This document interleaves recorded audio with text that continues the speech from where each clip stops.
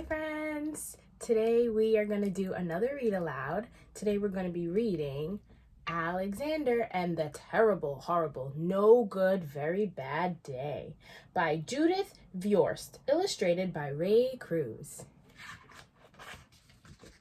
Alexander and the Terrible, Horrible, No Good, Very Bad Day.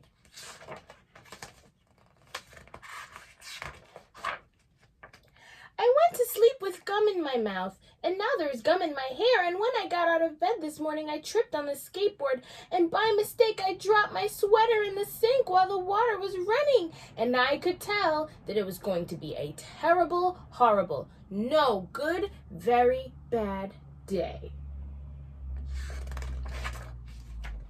At breakfast, Anthony found a Corvette Stingray car in his breakfast cereal box, and Nick found a junior undercover agent code ring in his breakfast cereal box. But in my breakfast cereal box, all I found was breakfast cereal.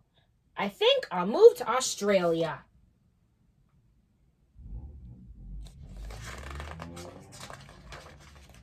In the car pool, Mrs. Gibson let Becky have a seat by the window. Audrey and Elliot got seats by the window too. I said I was being scrunched. I said I was being smushed. I said, if I don't get a seat by the window, I am going to be carsick. No one even answered. I could tell it was going to be a terrible, horrible, no good, very bad day.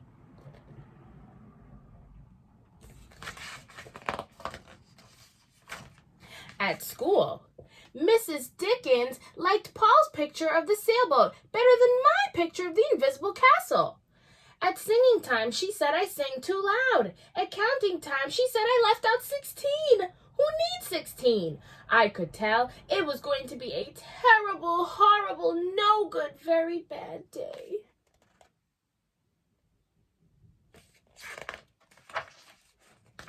I could tell because Paul said I wasn't his best friend anymore. He said that Philip Parker was his best friend, and that Albert Moyo was his next best friend, and that I was only his third best friend. I hope you sit on a tack, I said to Paul. I hope the next time you get a double-decker strawberry ice cream cone, the ice cream part falls off the cone part and lands in Australia.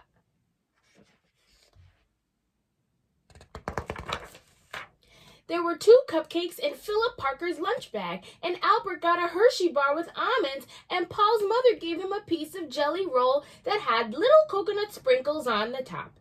Guess whose mother forgot to put in dessert? It was a terrible, horrible, no good, very bad day.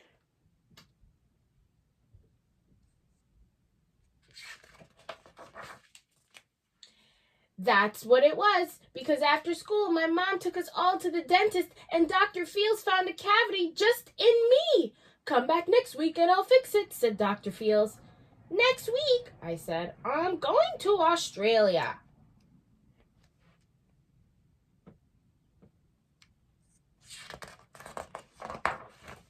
On the way downstairs, the elevator door closed on my foot, and while we were waiting for my mom to go get the car, Anthony made me fall where it was muddy, and then I started crying because of the mud. Nick said I was a crybaby. Oh no, there he is. While I was punching Nick for saying crybaby, my mom came back with the car and scolded me for being muddy and fighting. I am having a terrible, horrible, no good, very bad day, I told everybody. No one even answered.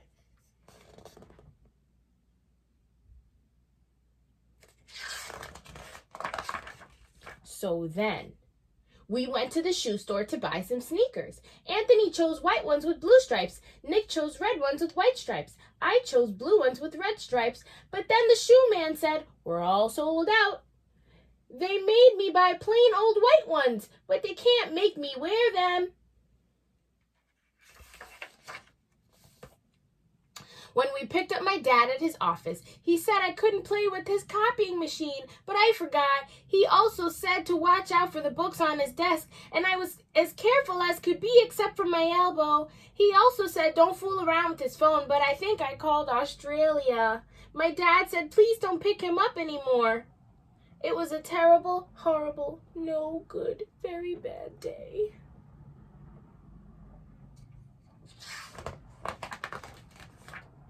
There were lima beans for dinner, and I hate lima beans. There was kissing on TV, and I hate kissing.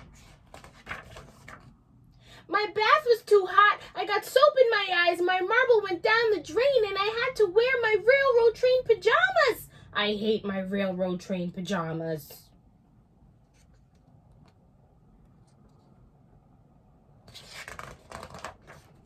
When I went to bed, Nick took back the pillow he said I could keep, and the Mickey Mouse nightlight burned out, and I bit my tongue. The cat wants to sleep with Anthony, not with me. It has been a terrible, horrible, no good, very bad day.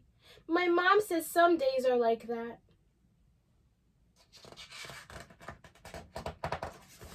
Even in Australia.